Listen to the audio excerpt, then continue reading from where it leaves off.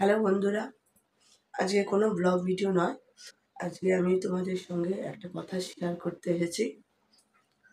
কথাটা হচ্ছে যে আমার যে ডেলি ব্লগগুলো নিয়মিত আসছিল, তো আগামী কিছুদিন আমি আর কোনো ভিডিও দেব না বা ভিডিও করব না।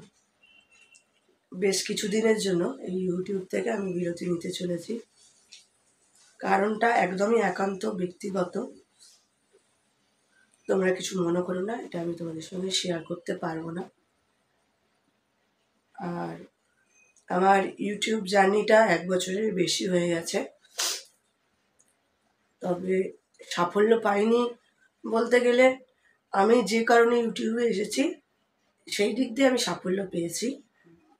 এই 2024-এ দাঁড়িয়ে হয়তো আমার মতো ইউটিউবার খুবই কম আছে যারা পয়সা ইনকাম করতে আসেনি। আমি সত্যি কথা বলতে আমি ইউটিউবে এসেছি নিজের পরিচিতির জন্য, যে নিজেকে আমাকে মানুষ একটা আলাদা পরিচয় চিনবে, আলাদা একটা পরিচয় থাকবে, সেই পরিচয়ে মানুষ আমাকে চিনবে।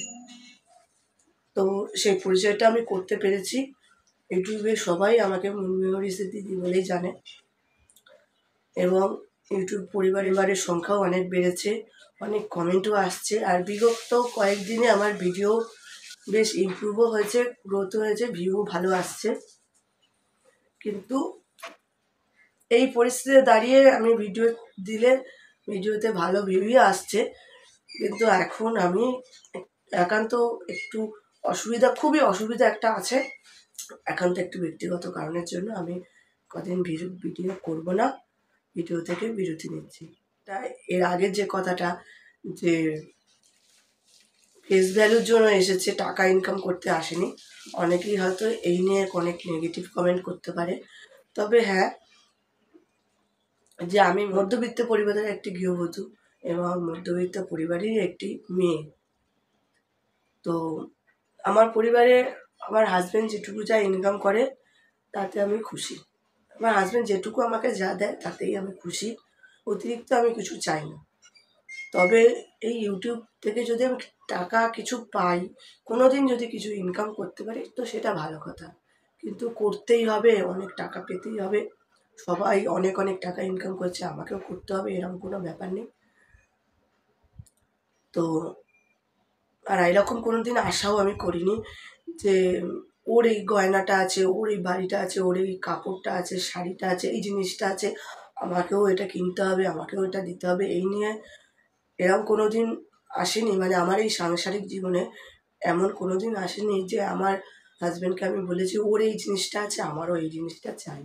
বা আমার বাবাকেও আমি কোনো দিন বলিনি, বা মাকেও কোনো দিন বলিনি যে মা ওর ওইটা আছে, আমাকে এটা দিতে হবে।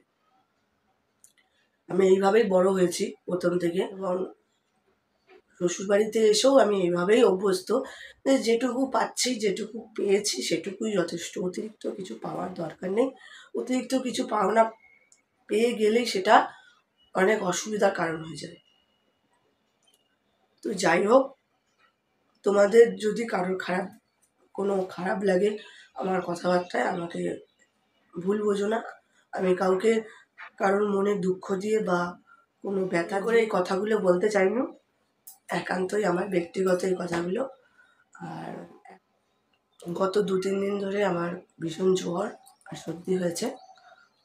তো জ্বর সর্দি কাশি হলেও ঘরের কাজকর্ম তো করতেই হচ্ছে, কিন্তু একটা কাজ তো একদম নেই, যেন মনে হচ্ছে কিছুই নেই, কোনো কাজই নেই।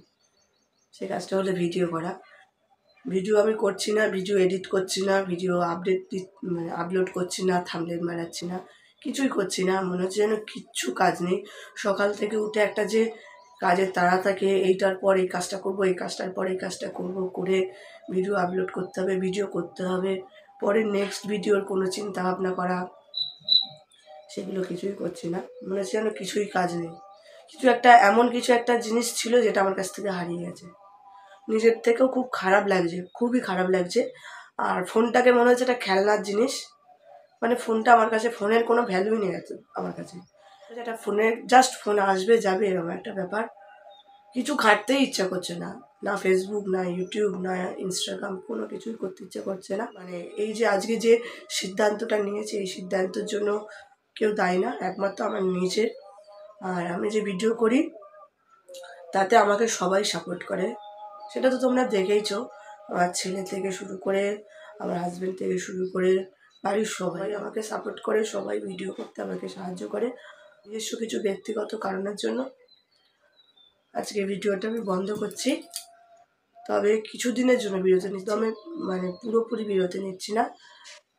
ইউটিউব থেকে 20-25 দিনের জন্য বিরতি নিচ্ছি। তবে আবার 20-25 দিন পর থেকে আবার এরকম ভিডিও করব।